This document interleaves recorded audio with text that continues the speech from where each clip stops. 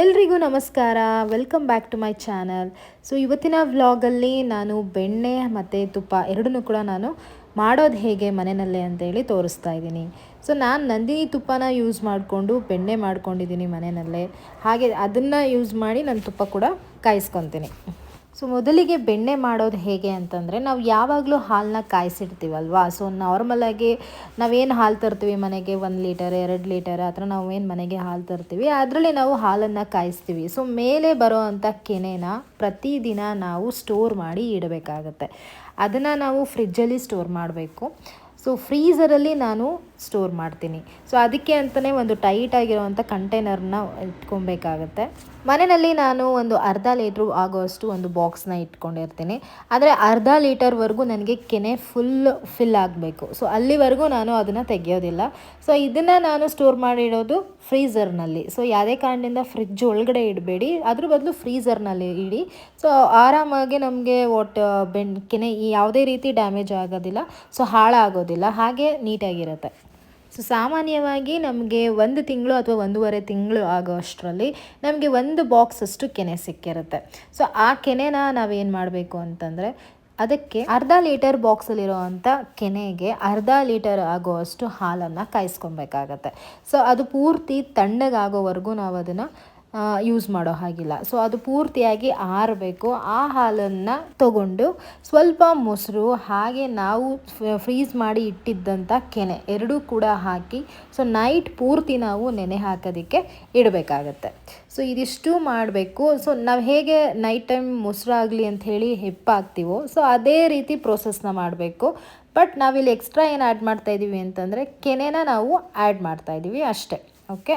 So ಇದಿಷ್ಟನ್ನು ನಾವು ನೆನೆ ಹಾಕಿ ರಾತ್ರಿ ಇಡಬೇಕಾಗುತ್ತೆ. ಸೊ ಮಾರ್ನಿಂಗ್ ನಾವು ಎದ್ದು ನೋಡಿದಾಗ ಸೊ ನಮಗೆ ನಾರ್ಮಲಾಗಿ ಮೊಸರು ಹೇಗಾಗಿರುತ್ತೆ ಹಾಗೇ ಇರುತ್ತೆ. ಸ್ವಲ್ಪ ಕೆನೆ ಜಾಸ್ತಿ ಇರೋದ್ರಿಂದ ಸ್ವಲ್ಪ ಕೆನೆಯಾಗಿ ಕಾಣ್ತಾ ಇರುತ್ತೆ. ಅದನ್ನು ನಾವೇನು ಮಾಡಬೇಕು ಅಂತಂದರೆ ಮಿಕ್ಸಿಗೆ ಹಾಕ್ಕೊಂಡು ಗ್ರೈಂಡ್ ಮಾಡ್ಕೊಬೇಕಾಗತ್ತೆ. ಸೊ ಮಿಕ್ಸಿಗೆ ಹಾಕುವಾಗ ಸ್ವಲ್ಪ ನೀರನ್ನು ನಾವು ಆ್ಯಡ್ ಮಾಡ್ಕೊಬೇಕು. ಓಕೆ. ಸೊ ನಾವು ಮೊಸರನ್ನ ಹಾಕಿ ಮಜ್ಜಿಗೆನ ರೆಡಿ ಮಾಡ್ಕೊತೀವಿ, ಇದನ್ನು ಕೂಡ ಸೇಮ್ ಅದೇ ರೀತಿ. ಸೊ ಮಜ್ಜಿಗೆನ ನಾವು ರೆಡಿ ಮಾಡ್ಕೊಳ್ಳೋ ರೀತಿ ನಾವು ರೆಡಿ ಮಾಡ್ಕೊಬೇಕಾಗತ್ತೆ. ಸೊ ಇಲ್ಲಿ ಕೆನೆ ಜಾಸ್ತಿ ಇರೋದ್ರಿಂದ ನಾನು ಸೌಟನ್ನ ಯೂಸ್ ಮಾಡಿದ್ದೀನಿ. ಓಕೆ. ಸೌಟಲ್ಲೇ ನಾನು ಇಟ್ಕೊಂಡು ಹಾಕಿ ನಾನು ಗ್ರೈಂಡ್ ಮಾಡಿ ಇಡ್ತೀನಿ.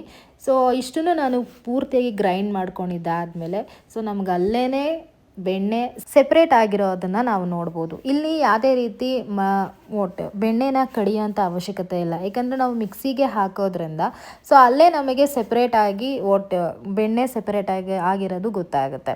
ಓಕೆ. ಸೊ ಸ್ವಲ್ಪ ನೀರನ್ನು ಹೆಚ್ಚಿಗೆ ಹಾಕ್ಕೊಂಡ್ರೆ ಸಾಕು, ನಮಗೆ ಅಲ್ಲಿ ಬೆಣ್ಣೆ ಸಿಗುತ್ತೆ. ಅದನ್ನು ಒಂದು ಬೌಲಿಗೆ ಹಾಕ್ಕೊಂಡ್ರೆ ಆಯಿತು, ನಮಗೆ ಬೆಣ್ಣೆ ರೆಡಿ ಆಗುತ್ತೆ.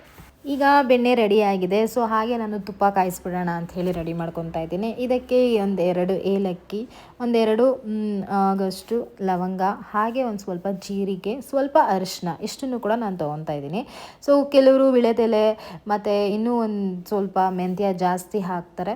ಬಟ್ ನಾನಿಲ್ಲಿ ವಿಳೆದೆಲೆ ಅಥವಾ ಬೇರೆ ಏನೂ ನಾನು ಯೂಸ್ ಮಾಡಿಲ್ಲ, ಯಾಕಂದರೆ ನಾನು ಇಲ್ಲಿ ಬರೋವಂಥ ತುಪ್ಪನ ನಾನು ಸ್ವೀಟ್ಗೂ ಕೂಡ ನಾನು ಆ್ಯಡ್ ಮಾಡ್ಕೊತೀನಿ. ಸೊ ಹಾಗಾಗಿ ನಾನು ವಿಳೆದೆಲೆ ಏನೂ ಯೂಸ್ ಮಾಡಿಲ್ಲ. ಸೊ ಇಷ್ಟನ್ನು ಮಾತ್ರ ನಾನು ತೊಗೊಂಡಿದ್ದೀನಿ ಅಷ್ಟೇ. ಮತ್ತು ಒಂದು ಬೌಲಿಗೆ ಬೆಣ್ಣೆನ ಹಾಕಿ ನಾನು ಬಿಸಿ ಮಾಡ್ತಾಯಿದ್ದೀನಿ. ಸೊ ನಾವು ಮಜ್ಜಿಗೆಯಿಂದ ಎತ್ತಿರೋದ್ರಿಂದ ನಮಗೆ ಪೂರ್ತಿಯಾಗಿ ನೊರೆ ಕಾಣಿಸುತ್ತೆ. ಸೊ ನಮಗೆ ಏನಂದರೆ ತುಪ್ಪ ಕಾಯಿಸ್ಬೇಕಾದ್ರೆ ನಮಗೆ ಆ ನೊರೆ ಎಲ್ಲ ಹೋದ್ಮೇಲೆ ನಮಗೆ ಗೊತ್ತಾಗುತ್ತೆ ಸೊ ತುಪ್ಪ ಇವಾಗ ಕಾದಿದೆ ಅಂತ ಹೇಳಿ. ಸೊ ನೊರೆ ಇದೆ ಅಂತ ಹೇಳಿದ್ರೆ ಅದಿನ್ನೂ ಸ್ವಲ್ಪ ಮಜ್ಜಿಗೆ ಅಂಶ ಅದರಲ್ಲಿದೆ ಅಂತ ಅರ್ಥ. ಸೊ ಅದನ್ನು ನಾವು ಕಾಯಿಸ್ಕೊಬೇಕಾಗತ್ತೆ ನಿಧಾನವಾಗಿ. ಸೊ ನೀವು ಮೇನ್ ಹೇಳಬೇಕು ಅಂತಂದರೆ ನಾವು ತುಪ್ಪ ಮಾಡಬೇಕಾದ್ರೆ ಯಾವಾಗಲೂ ಕೂಡ ಲೋ ಆಗಿ ಫ್ಲೇಮ್ನ ಇಡಬೇಕಾಗತ್ತೆ. ಓಕೆ. ಸೊ ಸಿಮ್ನಲ್ಲಿ ಇಡಬೇಕಾಗತ್ತೆ. ಇಟ್ಬಿಟ್ಟೇ ನಾವು ಮಾಡಬೇಕು, ಯಾಕಂದರೆ ಅದಕ್ಕೆ ಸ್ವಲ್ಪ ಜಾಸ್ತಿ ಉರಿ ಕೊಡ್ತು ಅಂತಂದರೂ ಕೂಡ ಸೀದೋಗ್ಬಿಡುತ್ತೆ.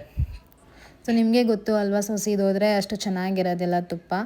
ಯಾಕಂದರೆ ನಾವು ಸ್ವೀಟ್ಗೆ ಯೂಸ್ ಮಾಡ್ತೀವಿ, ಸೊ ಡೈಲಿ ಯೂಸ್ಗೆ ನಾವು ತುಪ್ಪನ ಯೂಸ್ ಮಾಡ್ತಾ ಇರ್ತೀವಿ. ಸೊ ಹಾಗಾಗಿ ನೋಡಿ, ಈ ಒಂದು ಟೈಮ್ ನಮಗೆ ಕರೆಕ್ಟಾಗಿದೆ ಹೇಳಬೇಕು ಅಂತಂದರೆ. ಸೊ ಗೋಲ್ಡನ್ ಬ್ರೌನ್ ಬಂದಿದೆ ನೋಡಿ, ಅದು ನಮಗೆ ಕರೆಕ್ಟಾಗಿದೆ. ಸೊ ಈ ಟೈಮ್ನಲ್ಲಿ ನಾವು ತೊಗೊಂಡ್ರೆ ಸಾಕು. ಬಟ್ ಇನ್ನೂ ಸ್ವಲ್ಪ ಮಜ್ಜಿಗೆ ಇತ್ತು ಅಂತ ಹೇಳಿ ನಾನು ಇನ್ನೂ ಸ್ವಲ್ಪ ಹೊತ್ತು ಕಾಯಿಸೋಣ ಅಂಥೇಳಿ ಕಾಯಿಸ್ತಾ ಇದ್ದೀನಿ.